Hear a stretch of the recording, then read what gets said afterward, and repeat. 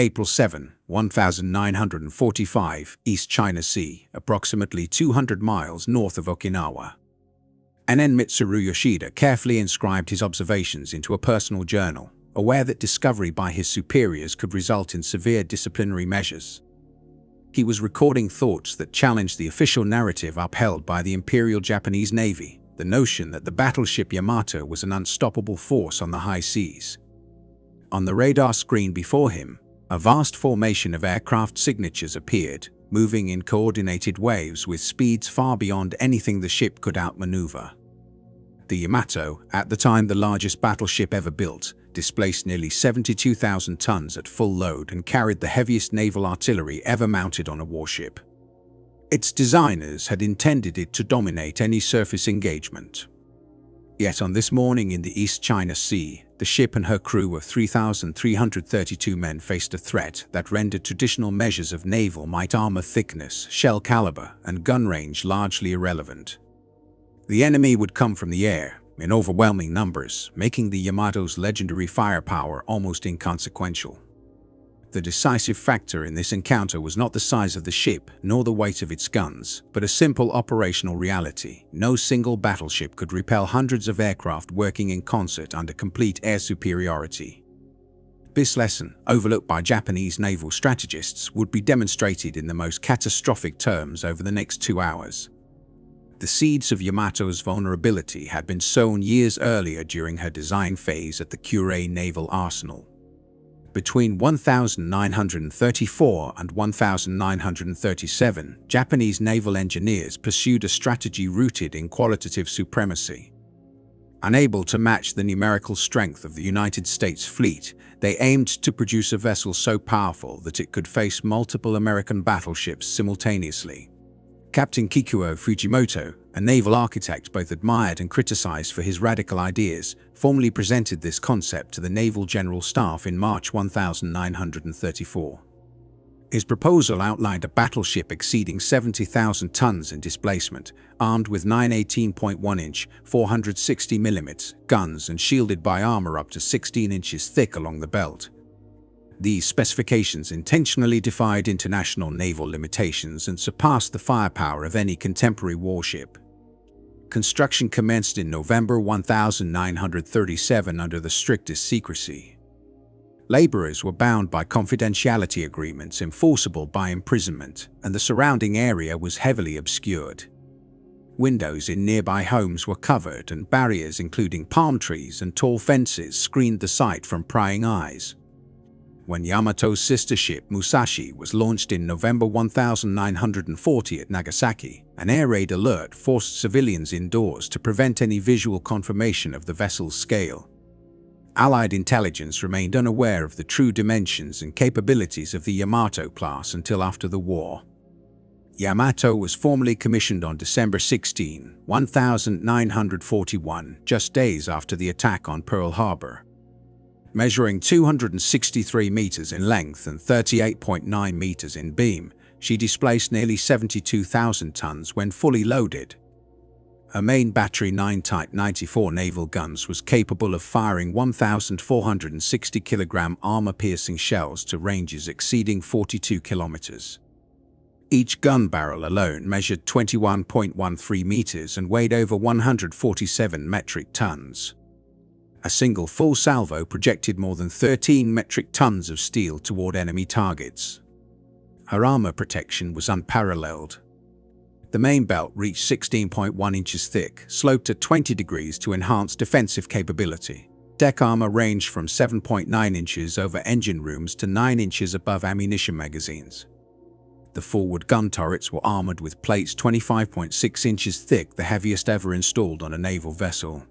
Beneath the waterline, an intricate torpedo defense system incorporated multiple longitudinal bulkheads, forming compartments that could be selectively flooded or left empty to absorb explosive force.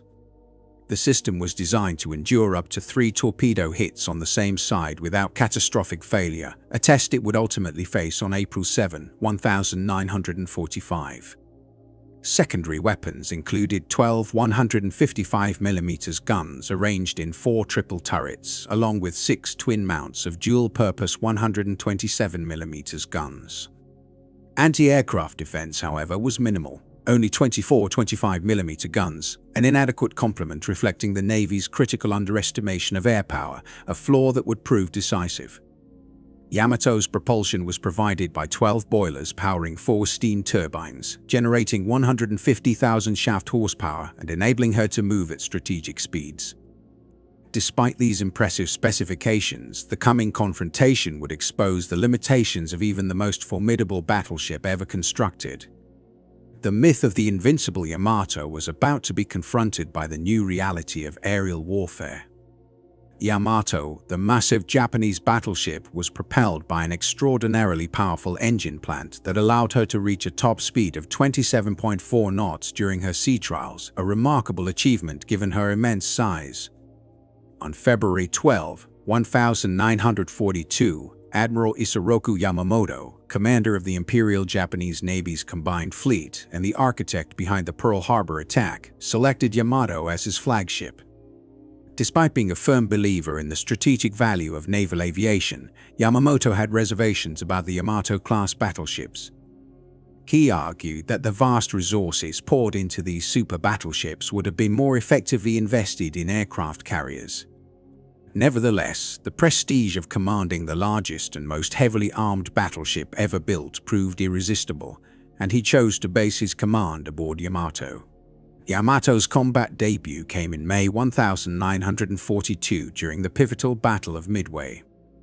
Yamamoto embarked on the ship with the main body of Japan's fleet, positioning Yamato approximately 300 meters behind the striking carriers. The tactical plan was for the carriers to launch an assault on Midway Island and draw the U.S. carrier forces within range of Yamato's powerful artillery. The operation ended in catastrophic failure for the Japanese. U.S. carrier planes located and sank 4 Japanese fleet carriers in a single day. Yamato never fired a shot. She retreated to Japan without engaging American forces. This pattern of limited engagement would characterize much of her career. Although her main guns could obliterate virtually any enemy vessel from ranges beyond counterattack, she spent most of the war in safe anchorages. Fuel shortages and the overwhelming dominance of American air power made deploying her in combat too risky. From July 1942 through June 1944, Yamato was stationed for extended periods at Truk Lagoon in the Caroline Islands. Her role was primarily symbolic, serving as a flagship and providing accommodations for officers. The crew maintained readiness through lectures and drills while waiting for battles that seldom materialized. By late 1943, the strategic situation for Japan had become dire. The Imperial Japanese Navy had suffered heavy losses in destroyers, cruisers, and carriers throughout the Solomon Islands campaign and the Battle of the Philippine Sea. Meanwhile, American submarines were choking Japanese access to oil from the Dutch East Indies, creating severe fuel shortages. In December 1943, Yamato returned to Japan for extensive modifications. 2 of her 4 triple 155mm secondary turrets were removed and replaced with additional anti-aircraft artillery. Her light anti-aircraft armament was increased dramatically, from 24 to 225mm guns, and modern radar systems were installed. When she re-emerged from the Kure Naval Arsenal in March 1944, Yamato had become a more versatile and defensively capable vessel. Yet, by that time, the era of battleship dominance had effectively ended. Yamato's main guns would engage enemy ships only once. In October 1944, during the Battle of Leyte Gulf, Vice Admiral Takeo Kurita led a surface task force including Yamato and her sister ship Musashi through the San Bernardino Strait, aiming to strike American landing forces at Leyte. On October 24, during the Battle of the Sibuyan Sea, Musashi was relentlessly attacked by waves of American carrier aircraft. Over a 4-hour period, she absorbed an estimated 17 bomb hits and 19 torpedo strikes before capsizing, resulting in the deaths of over 1,000 crew members. Yamato witnessed this destruction from a distance of 30 meters, a stark demonstration that no amount of armor could withstand concentrated air assault. The following day, October 25, 1944, At 6:57 a.m., Yamato fired her main guns in anger for the first and only time. She engaged 6 lightly escorted American carriers from the Taffy 3 unit, which were providing air support for ground forces on Leyte. For nearly 2 hours, Yamato pursued these ships, delivering salvo after salvo. She inflicted serious damage on the escort carrier USS White Plains, with shells detonating beneath the keel, and played a role in sinking the escort carrier USS Gambier Bay and the destroyers USS Johnston and USS Hull. However, even amid apparent success, the limitations of battleship warfare were evident. American destroyers executed daring, almost suicidal attacks against the Japanese battleships, highlighting that speed, maneuverability, and coordinated air power had become decisive factors in modern naval combat, far outweighing the brute force of heavily armored battleships like Yamato. Despite the courage displayed by the Japanese forces, their efforts ultimately failed to achieve a decisive breakthrough. Admiral Kurita, under the impression that he was engaging major American fleet carriers rather than the smaller escort carriers, and concerned about potential submarine ambushes, ordered a full-scale retreat just as his battleships were nearing the American landing zones. As the Yamato began to withdraw from the confrontation, aircraft from the main U.S. carrier fleet intercepted the Japanese vessels. Bombs struck the Yamato's weather deck, causing casualties among the crew and inflicting minor structural damage. By the latter part of 1944, Japan's strategic position had become dire. American forces controlled much of the Central Pacific, were progressively liberating the Philippine Islands, and were establishing bases within reach of Japan's home islands. The Imperial Japanese Navy's combined fleet had been largely incapacitated. Returning to Japan in November 1944, Yamato entered dry dock at Kure for extensive repairs and modernization. On November 25, while navigating the East China Sea, the Yamato's formation came under attack by the USS submarine USS Zero. The submarine successfully sank the battleship Congo along with an accompanying destroyer, but the Yamato emerged from the engagement unscathed. The months spent in Kure were dedicated to upgrading the ship's defensive capabilities. Workers installed additional 25mm anti-aircraft guns, increasing the total to 162, enhanced radar systems, and improved damage control measures. When Yamato left the dry dock on January 3, 1945, she was as fully equipped as possible for a theater dominated by air power. Nevertheless, operational readiness could not change the reality of the situation. Japan lacked sufficient fuel for large-scale naval operations, there was no air cover to support sorties, and battleships no longer played a meaningful role in the evolving naval warfare of the Pacific. On November 25, 1944, Captain Kosaku Aruga assumed command of Yamato. Aruga was a highly experienced officer with a long record in both cruiser and battleship assignments. The spring of 1945 brought American forces to the doorstep of Japan at Okinawa, just 350 miles south of Kyushu.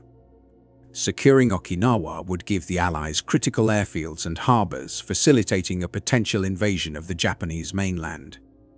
On March 19, 1945, aircraft from Task Force 58 conducted a massive raid on the Kure naval base.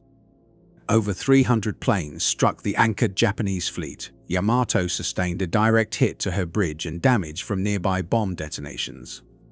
5 crew members were killed and several dozen were wounded. American troops landed on Okinawa on April 1, 1945, facing minimal initial resistance as Japanese forces had withdrawn into fortified positions in the island's rugged interior. During a March 1945 briefing in Tokyo, Emperor Hirohito was presented with plans for defending Okinawa. While the army described elaborate defensive preparations and an expected wave of kamikaze attacks, the emperor questioned the role of the navy, asking whether any ships remained to contribute to the island's defense.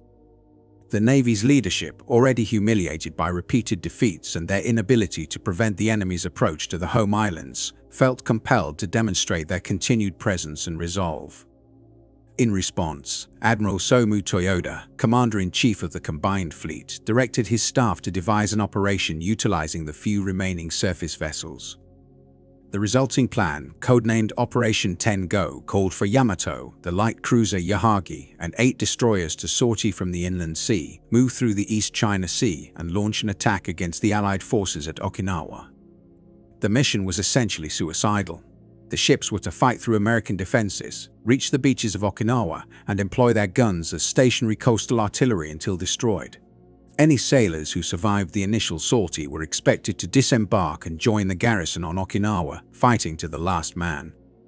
This plan was formally submitted to Vice Admiral Seiichi Ito, who commanded Japan's Second Fleet on April 5. Reports indicate that Ito reacted with extreme anger. He denounced the mission as a pointless sacrifice of men and vessels, arguing that its only outcome would be propaganda value. He meticulously outlined the operation's vulnerabilities. The fleet would quickly lose air protection. American submarines and reconnaissance planes would detect their movements almost immediately, and US-2 carrier task forces would engage long before the Japanese ships could approach Okinawa. Fuel shortages meant the fleet would not even be able to return to Japan. Initially, Ito refused to authorize the operation. Debates over the mission persisted late into the evening of April 5. Staff officers dispatched from Tokyo stressed that the directive originated from the highest levels of command. Eventually, Ito gave his reluctant approval, though he reportedly remarked that the mission would do nothing but swell the casualty figures. At 1600 hours on April 6, the battleship Yamato departed Takayama Oil Depot on what would be its final voyage. The ship carried fuel sufficient only for a one-way journey to Okinawa, accompanying Yamato with a light cruiser Yahagi and 8 destroyers, forming a force of roughly 3,000 sailors. Before departure, the crews were gathered and briefed on the mission's nature. Any crew member could request to remain behind without stigma. None took this option. To conserve trained personnel, about 67 officer candidates and some sick or injured sailors were removed from the ships prior to departure. Shortly after midnight on April 7th, the task group transited the Bungo Strait between Kyushu and Shikoku. Waiting in ambush were the American submarines USS Threadfin and USS Hackleback, guided by intelligence that had intercepted and decrypted Japanese communications detailing the operation several days earlier. Throughout the night, the submarines trailed the Japanese fleet, providing regular position updates. The Japanese were aware they were being shadowed but lacked the means to counter it. At dawn, the fleet emerged past the Osumi Peninsula into the East China Sea. The ships arranged themselves defensively. Yahagi led the formation, Yamato occupied the center, and the 8 destroyers circled at intervals of roughly 1,500 meters. Speed was increased to 20 knots. By 600 hours, 6 Mitsubishi A6M0 fighters arrived to provide temporary combat air patrol. This small detachment represented the entirety of Japanese aerial cover. The pilots were instructed to remain until 1,000 hours before returning to base, leaving Yamato exposed to American air forces thereafter. Weather conditions were variable, with low overcast clouds at 3,000 feet, intermittent rain squalls, and fluctuating visibility. American reconnaissance aircraft first located the Japanese formation at 823 hours. An F-6F Hellcat from the USS Essex identified Yamato's distinctive silhouette through a break in the clouds and transmitted a contact report, which reached Task Force 58 within minutes. Vice Admiral Mark Mitchell, commanding from the carrier USS Bunker Hill, immediately coordinated a response. Task Force 58 included 16 aircraft carriers, 8 fast battleships, 15 cruisers, over 60 destroyers, and more than 1,000 aircraft. Mitchell had been anticipating Yamato's sortie. U.S. intelligence had already intercepted and decoded communications regarding the operation. Once confirmed, Mitchell acted without delay, planning a major airstrike. Admiral Raymond Spruance, commanding the Fifth Fleet, had initially ordered a surface engagement using battleships under Rear Admiral Morton Deo. 6 modern U.S. battleships, including the USS Missouri and USS Wisconsin, were positioned to intercept Yamato. However, Mitchell chose to launch his carrier-based aircraft immediately, understanding that aerial assault could destroy the Japanese fleet more efficiently and with fewer risks than a surface battle. Spruance endorsed this decision. At 1000 hours, task groups 58.1 and 58.3 began launching aircraft. The carriers USS Hornet, USS Bennington, USS Belleau Wood, USS San Jacinto, USS Essex, USS Bunker Hill, USS Bataan dispatched 280 planes in the initial wave. This force consisted of 132 fighters, F-6 FF Hellcats and 4U Corsairs, 50 SB-2C Helldiver dive bombers, and 98 TBM Avenger torpedo bombers. 53 aircraft from USS Hancock were delayed and failed to locate the Japanese fleet, reducing the first wave to 227 aircraft. A second wave of 110 planes, including aircraft from USS Yorktown, USS Intrepid, and USS Langley, followed 45 minutes later. Overall, approximately 386 USAs. Aircraft were deployed, though only around 280 reached the target due to poor navigation and weather conditions. Each Avenger torpedo bomber carried a Mark 13 torpedo armed with a 600-pound Torpex warhead. Helldivers carried either 1,000-pound armor-piercing or general-purpose bombs, often with supplementary 250-pound bombs. Fighter planes were armed with a combination of bombs, rockets, and machine guns.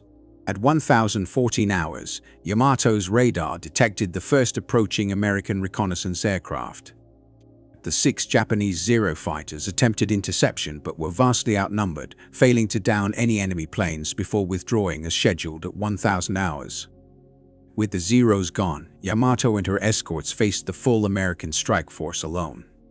By 11:00 hours US, aircraft circled the Japanese fleet just outside of effective anti-aircraft range, organizing into coordinated strike groups with each plane assigned to specific targets. This level of tactical coordination reflected the extensive combat experience U.S. naval aviators had accumulated over 3 years of Pacific operations. At 12:32, lookouts aboard the battleship Yamato reported the first sighting of approaching enemy aircraft. Captain Ha, stationed on the cruiser Yahagi, later characterized the scene as profoundly alarming. The attacking planes swirled around the Japanese task force in overlapping clockwise and counterclockwise patterns, resembling predators circling their target. 2 minutes later, at 12:34, Yamato began firing her forward main guns. The battleship utilized specialized anti-aircraft shells known as Sanshikidan rounds, designed with timed fuses to scatter a cloud of steel fragments. Deploying 18-inch naval artillery against fast-moving aircraft reflected the desperation of the moment. The shells, however, proved ineffective. American aircraft passed through the detonations with minimal impact. By 12:37, the initial wave of the attack commenced. Dive bombers descended from the clouds, pulling upward to release bombs at the last moment, while torpedo planes approached at sea level from multiple directions. Fighter bombers strafed the decks with machine guns and cannons, targeting exposed anti-aircraft crews. The intensity of the assault was overwhelming. Yamato's 162 anti-aircraft guns fired continuously, filling the air with the thunder of main battery shells mixed with the explosions of incoming bombs, the screams of diving planes, and the urgent calls of damage control teams.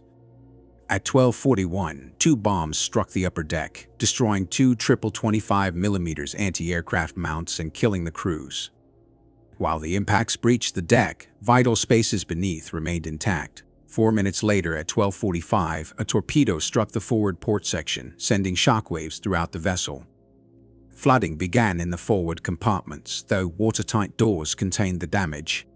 A subsequent pair of bombs struck near the aft centerline turret at 12:46. One penetrated the armored turret roof and detonated inside, killing nearly all crew members within, leaving a single survivor. Between 12:48 and 12:50, 2 or 3 torpedoes struck the port side near the engine and boiler rooms, rapidly worsening flooding. Counter-flooding measures were deployed on the starboard side to stabilize the developing list. The first wave lasted roughly 18 minutes. Afterward, damage assessment teams reported to Captain Aruga that the battleship had suffered at least 5 torpedo hits and 4 bomb strikes. Despite significant flooding, the vessel maintained 20 knots and the anti-aircraft weapons, though diminished, were still operational. At 13:02, radar indicated a second wave of 50 aircraft approaching from USS Essex and USS Bataan. By 13:22, an F-4U Corsair from Essex struck the port bow with a 1,000-pound bomb. Additional attacks, known as Hell Divers, targeted the bridge area. 5 of these aircraft were damaged by anti-aircraft fire, demonstrating that Yamato's defenses, though weakened, remained lethal. Between 13:25 and 13:30, 3 or 4 torpedoes hit the port midsection, with all torpedo bombers instructed to focus on the same side to maximize the ship's vulnerability. The concentrated damage proved catastrophic. Flooding in the port side engine and boiler rooms accelerated, and the ship began listing over tendozos. Counter-flooding on the starboard side temporarily corrected the tilt, but the damage control center indicated that flooding the starboard outer engine room was necessary to avoid capsizing. Captain Aruga made the grim decision to flood this compartment, knowingly dooming 300 sailors inside as there was no time for evacuation. Seawater poured in, killing all personnel in that space. At 13:33, a third wave arrived, comprising 110 aircraft from USS Yorktown, USS Intrepid, and USS Langley. By this stage, Yamato was heavily damaged, listing and slowing, which made her an easier target. Pilots reported that the ship moved in wide, sluggish circles, trailing smoke and oil while fires raged across the superstructure. Nevertheless, every functional anti-aircraft weapon continued firing. Between 13:33 and 14:02, the battleship was struck by at least 4 more torpedoes and additional bombs. Fires spread uncontrollably, flooding intensified, and the port side list steadily worsened despite desperate counter-flooding efforts. The ship's speed dropped to 10 knots and then to 5, and steering control was lost entirely. At 14:02, Captain Aruga was informed by his executive officer that all damage control officers were dead and that the counter-flooding systems could no longer stabilize the ship. Recognizing the inevitable, he ordered the remaining crew to abandon ship. Vice Admiral Ito sent a final flag signal, cancelling the operation and directing surviving vessels to retreat to Japan. With radios destroyed, signal flags were the sole means of communication. Ito retired to his cabin, choosing not to survive. Captain Aruga secured himself to the bridge binnacle, electing to go down with the battleship. Subsequent torpedo strikes at 14:07 on the starboard side and at 14:17 on the port side drove the uncorrected list beyond 15 degrees. Alarms signaled overheating in the forward main battery magazines, and pumps meant to flood them were non-functional, causing ammunition to cook off. At 14:20, Yamato rolled completely to port. Thousands remained aboard, many trapped in submerged compartments. As the vessel passed 90 dikes, water entered the funnel uptakes, flooding the boilers. The sudden contact of seawater with superheated boilers generated an enormous steam explosion, sealing the battleship's fate. As uncontrolled fires raged in Yamato's forward magazine, they eventually reached the ship's main powder storage, triggering a catastrophic chain reaction. At 14:23, the battleship detonated in a colossal explosion. The ignition of hundreds of tons of ammunition and propellant produced a blast that could be seen and heard from over 100 miles away. A towering mushroom cloud surged 20,000 feet into the sky, while the shockwave inflicted damage on several American aircraft flying above. Yamato split into 2 massive sections before sinking into waters approximately 340 meters deep, around 200 miles northwest of Okinawa. Of the 3,332 sailors aboard, only 276 survived. The American strike had persisted for 1 hour and 46 minutes, during which the battleship endured an estimated 11 to 13 torpedo hits and between 6 and 15 bomb impacts. In contrast, U.S. forces suffered relatively light losses, 10 aircraft destroyed and 12 airmen killed. The scale of disparity was extraordinary. Alongside Yamato, the light cruiser Yahagi and 4 destroyers were also sunk, while the remaining 4 destroyers managed to rescue survivors and retreat to Japan. This engagement in the East China Sea highlighted the decisive superiority of carrier-based aviation over traditional surface warships. The destruction of Yamato reverberated across Japan. For the first time, the Japanese government openly acknowledged the loss of its most formidable battleship. In official statements, Yamato's final sortie was depicted as a valiant defense of Okinawa, emphasizing heroism against insurmountable odds. The reality was far harsher. Yamato had failed to alter the course of the war in any meaningful way. She sank no enemy vessels, obstructed no landings, and did not approach Okinawa closely enough to engage in direct combat. Her sacrifice only added thousands of names to casualty lists for the U.S. Navy. Her demise confirmed a fundamental shift in naval warfare. Aircraft carriers had become the new capital ships, capable of rendering even the largest battleships obsolete. The lessons drawn from Yamato's sinking shaped U.S. naval strategy for years to come. Concentrated airstrikes proved capable of neutralizing any surface target, while coordinated operations among multiple carrier groups amplified combat effectiveness. Targeting torpedoes to one side of a ship could rapidly induce capsizing. Survivors of Yamato carried vivid memories of the battle throughout their lives. Mitsuru Yoshida, the radar officer who had chronicled events in his personal journal, survived after hours in oil-slicked waters before being rescued by a Japanese destroyer. Following the war, Yoshida authored Requiem for Battleship Yamato, a meticulous account of the ship's final voyage. The book became a bestseller in Japan and remains the most comprehensive first-hand record of the sinking. Yoshida emphasized the psychological strain on sailors aware they were embarking on a near-suicidal mission. Despite the certainty of death, discipline persisted. Crew members dutifully manned their stations and faced the end without panic. American Naval Command studied the battle intensively. Reports from Task Force 58 dissected every aspect of the engagement. Torpedoes were found far more effective than bombs against heavily armored vessels. Yamato's thick armor absorbed most bomb strikes, but torpedoes inflicted fatal damage below the waterline. Concentrated attacks on one side resulted in rapid flooding and inevitable capsizing. Coordination among dive bombers, torpedo bombers, and fighters maximized lethality.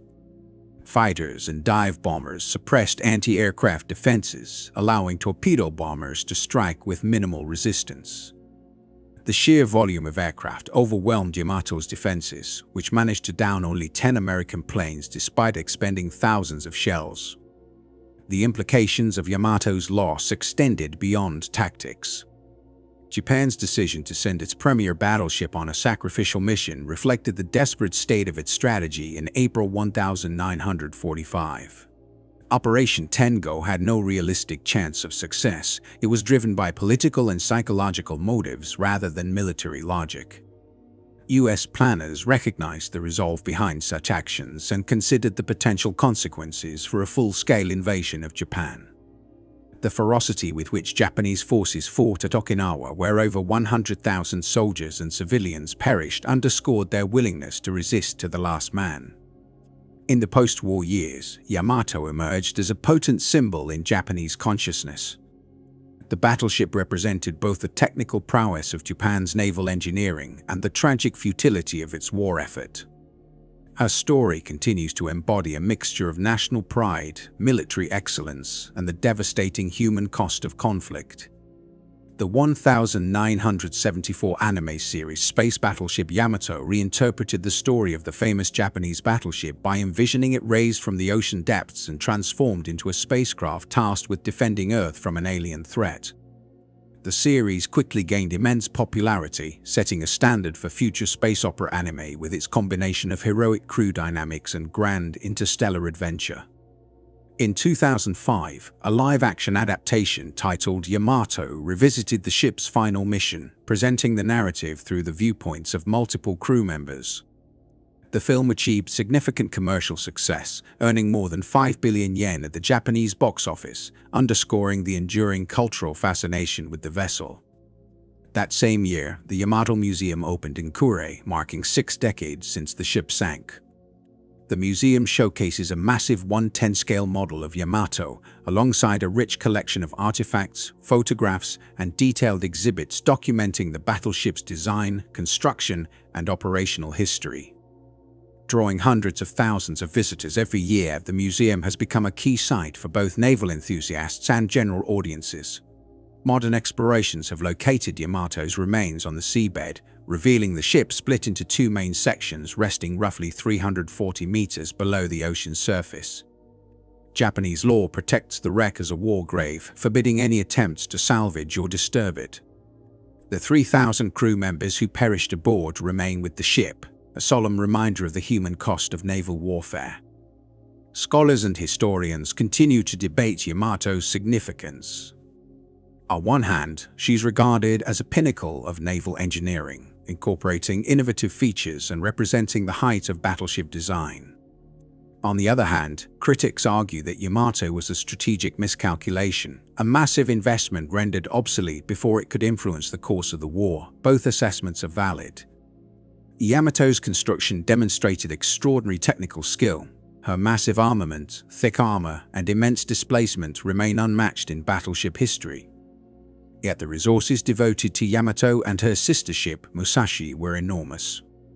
The steel used in these two ships alone could have produced approximately 45 destroyers or 6 large aircraft carriers, vessels Japan urgently needed throughout the conflict.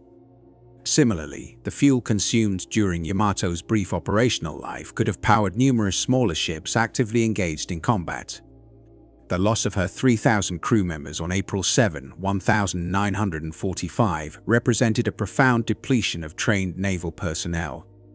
From a strategic standpoint, Yamato was resource-intensive and yielded minimal operational impact. Despite these limitations, the battleship commands respect for what she represented. Yamato embodied the ultimate boundaries of battleship construction. Her 18.1-inch guns were the largest ever mounted on a ship, her armor the thickest, and her displacement unmatched by any other warship, a record destined to remain unbroken, as no nation will build battleships again. In this way, Yamato achieved a form of immortality, not through battlefield success, but as the definitive final statement of a bygone era in naval history. The American aviators who sank Yamato recognized the historical weight of their mission. Destroying the largest battleship ever built was significant, yet for most of them, it was another engagement in a long and relentless war. Many pilots later recounted the ferocity of Yamato's anti-aircraft fire and the sheer size of the vessel in letters home, but the event elicited little celebration. By April 1945, U.S. naval airmen were highly trained professionals, executing their duties with precision. The sinking of Yamato was impressive, yet unsurprising given their preparation, superior numbers, and technological advantage. This juxtaposition, American operational professionalism against Japanese sacrifice, captures the stark realities of the final year of the Pacific War. During the final stages of the Pacific War, American military operations were characterized by overwhelming material advantage and carefully coordinated tactical execution. In contrast, Japanese forces, constrained by dwindling resources and lacking coherent strategic planning, increasingly relied on desperate, often suicidal attacks aimed at maximizing psychological impact rather than achieving meaningful operational outcomes. The mission of the battleship Yamato exemplifies this pattern. From the outset, the operation was not designed to produce any significant military effect. The human cost was enormous. Nearly 3,000 crew members perished, yet it did nothing to impede the American advance. Okinawa fell swiftly, and U.S. size. Air power soon operated over the Japanese home islands without significant opposition. Just 4 months after Yamato was lost, Japan surrendered unconditionally, bringing the war in the Pacific to a close. Ironically, the circumstances of Yamato's sinking highlight the futility of the mission. The ship was sent to Okinawa, a maneuver that played directly into American strategic objectives. By venturing into open waters, Yamato exposed herself to the overwhelming air power of U.S. carrier forces, which were able to annihilate her with relative ease. Had she remained in port, the battleship might have posed a substantial threat during a potential invasion of Japan, and attacking her while anchored would have been far more difficult.